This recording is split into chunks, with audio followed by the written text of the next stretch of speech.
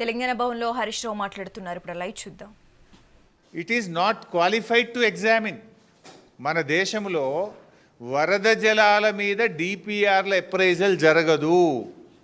మన దేశంలో ఉన్న సెంట్రల్ వాటర్ కమిషన్ నిబంధనలు కానీ, మన రాజ్యాంగం కానీ, మన దేశంలో నదీ జలాల పంపిణీ కానీ ఎప్పుడు కూడా నికర జలాల మీదనే జరుగుతుంది.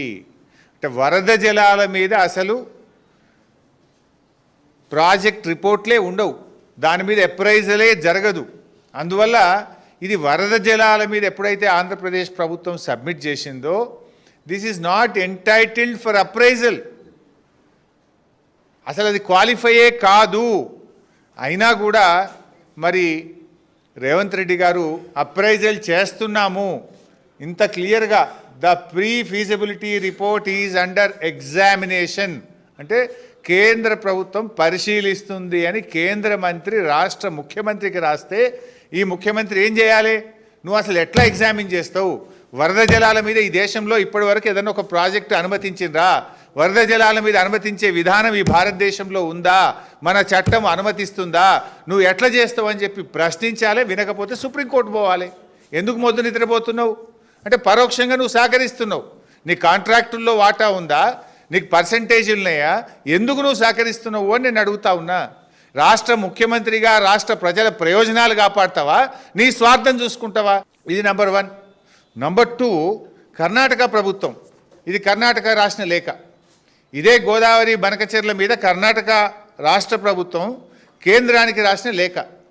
ఎంత స్పష్టంగా రాసింది ఇలా అంటే వాళ్ళు కర్ణాటక ప్రభుత్వం పారా 11 page 3, by all the stated diversions by Andhra Pradesh 80 plus 100 plus 243. 80 ఏమో పోలవరం ప్రాజెక్టు, 80 కంటే ఎక్కువ పోలవరం రైట్ మెయిన్ కెనాల్ నుంచి ఇంకో 100 తీసుకుపోతుండ్రు. 100 ఇప్పుడు బనకచెర్ల 243. 80 plus 100 plus 243 మొత్తం కలిపితే మాకు అగ్రిమెంట్ ఏదైతే అప్పుడు ఆంధ్రప్రదేశ్, మహారాష్ట్ర, కర్ణాటక కలిపి గోదావరి బచావత్ రిపోర్ట్ ప్రకారం, అవార్డు ప్రకారం ఒక అగ్రిమెంట్ చేసుకున్నారు. గోదావరి నీళ్లు కృష్ణానదికి మళ్ళిస్తే దాంట్లో ఎగువ రాష్ట్రాలకు కూడా వాటా ఉంటుంది. ఆ వాటా ప్రకారంగా 463 టీఎంసీలు ఇవాళ ఆంధ్రప్రదేశ్ మళ్ళిస్తుంది. మాకు 112 టీఎంసీలు పైన కృష్ణాలో మేము ఆల్మట్టిలో ఆపుకుంటామని రాశాను. 423 టీఎంసీలు ఆంధ్రప్రదేశ్ మళ్ళిస్తుంది. బనకచెర్ల కావచ్చు, పోలవరం కావచ్చు, అదనంగా తీసుకునేది కావచ్చు. మొత్తం 423లో 112 టీఎంసీలు పైన ఆపుకుంటా. ఎంత స్పష్టంగా రాస్తారంటే పేజ్ 13లో, the Ministry of Jal Shakti is requested to intimate the date of clearance of the project in question so that Karnataka can take appropriate action for utilization of Krishna water. మీరు ఎప్పుడు అనుమతిస్తారో మాకు చెప్పండి. మీరు అనుమతిస్తే ఇక మేము తెల్లారికెళ్ళి మీద నీళ్ళు ఆపుకుంటా, కృష్ణానది జలాలు నేను ఆపుకుంటా మీద అంటుండు. మీరు అనుమతిస్తే మీద నీళ్ళు నేను ఆపేసుకుంటా అంటుండు. ఎవడు నష్టపోతాడు? తెలంగాణ పరిస్థితి రెండింటికి చెడ్డ రేవుడవుతుంది. కింద గోదావరి నీళ్ళు పోతే మీద కర్ణాటక వాడు కృష్ణా నీళ్ళు ఆపుకుంటే మన బతికేం కావాలి? మాకు హక్కున్నది. మాకు గోదావరిలో జరిగిన ఇంటర్స్టేట్ అగ్రిమెంట్ ప్రకారంగా ఆంధ్రప్రదేశ్ ఎన్ని నీళ్లు మళ్ళిస్తే పైన కృష్ణాలో మా రేషియో ప్రకారం మేము ఆపుకుంటాము. 112 టీఎంసీలు ఆపుతామని చెప్పి ఇది కర్ణాటక రాసిన ఉత్తరం. ఇక మూడవది మహారాష్ట్ర కూడా రాసింది. ఇది మహారాష్ట్ర ప్రభుత్వం కేంద్ర ప్రభుత్వానికి రాసిన లేఖ. ఇందులో వాళ్ళు ఇంకా 2 విషయాలు, ఇంకొక కొత్త విషయం కూడా చెప్పారు. ఇందులో ఏమంటున్నారు? ఒకటేమో మా హక్కుగా కృష్ణానదిలో మాకు ఎన్నైతే నీళ్లు గోదావరి అవార్డు ప్రకారం రావాలనో అవి తీసుకుంటాము. అవి కాకుండా మేము వరద జలాల మీద కూడా ప్రాజెక్టులు పంపుతామని రాసిండ్రు. ఇందులో ఏం రాసిండ్రో నేను చదివి వినిపిస్తే చాలా పాయింట్స్ ఉన్నాయి, కానీ నేను క్లుప్తంగా స్ట్రైట్గా I will come to the point. Para 13 page 3, as all water include flood water also, the entitlement of flood waters to the upper riparian state has to be decided first before resorting to appraisal of flood water project in the subject matter. మీరు అసలు flood water మీద appraisal చేయకూడదు. ఒకవేళ చేసేది ఉంటే మరి మహారాష్ట్రకు కూడా ఫ్లడ్ వాటర్ ఉంటుంది కదా, మా వాటా ఎంతనో చెప్పండి. Point number 1. పాయింట్ నెంబర్ 2, ఇంకో మాట ఏమంటున్నారంటే The Central Water Commission of Jal Shakti has any guidelines for considering appraisal of flood-based projects. The same may be intimated for submission of flood-based projects in Maharashtra also.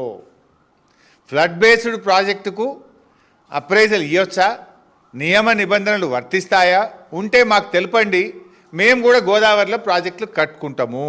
అందులో స్పష్టంగా ఏమంటారంటే, however, it needs to be examined that whether the flood water contemplated to be diverted is utilized from the legitimate share of Godavari water of sub-basins in upper riparian states, even though some of the projects planned by upper riparian states might be incomplete in the sub-basins and utilize apparently less. The total planned use of all projects and not the actual utilization in the said sub-basins need to be considered while arriving at the exact quantum of water. అంటే స్పష్టంగా మహారాష్ట్ర ఏం చెప్తుంది అంటే, ఒకటి కృష్ణానదిలో మా వాటా ఉంది 74 టీఎంసీలు పైన ఆపుకుంటాము, ఒక పాయింట్. రెండవ పాయింట్ ఏమంటున్నారు, వరద జలాలు వాడుకునే హక్కు ఉంటే మహారాష్ట్ర మాకు కూడా విదర్భాలో కరువు ప్రాంతం ఉన్నది, మేము కూడా వరద ప్రాజెక్టులు కడతాం, పైన కట్టి లోయర్ పెనుగంగ మీద ప్రాణహిత మీద మేం ప్రాజెక్టులు కట్టి మేం విదర్భకు నీళ్లు తీసుకుపోతా అంటుండు. అప్పుడు ఏమైతే తెలంగాణ పని? రెండిటి జెండర్ ఏమిటి? కర్ణాటక ఏమంటుంది, పైన మేము 112 టీఎంసీలు ఆగబట్టుకుంటా అని కర్ణాటక అంటుంది. మహారాష్ట్ర ఏమంటుంది, పైన కింద ఎన్ని మారుస్తారో దాని లెక్క ప్రకారంగా 74 టీఎంసీలు కృష్ణాలు ఆపుకుంటా, గోదావరిలో కూడా నేను ప్రాజెక్టులు కట్టుకొని విదర్భకు నీళ్లు తీసుకుపోతా అంటాడు. ఇప్పుడు మధ్యలో తెలంగాణ ఏమైపోతుంది?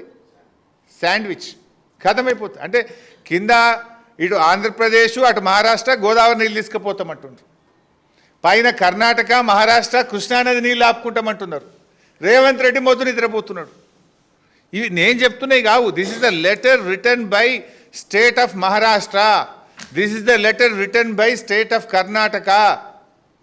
ఇంత స్పష్టంగా ఆయా రాష్ట్ర ప్రభుత్వాలు ముందుకు పోతా ఉంటే మన ప్రభుత్వం మొద్దు నిద్రపోతా ఉందా అని నేను అడుగుతా ఉన్నా.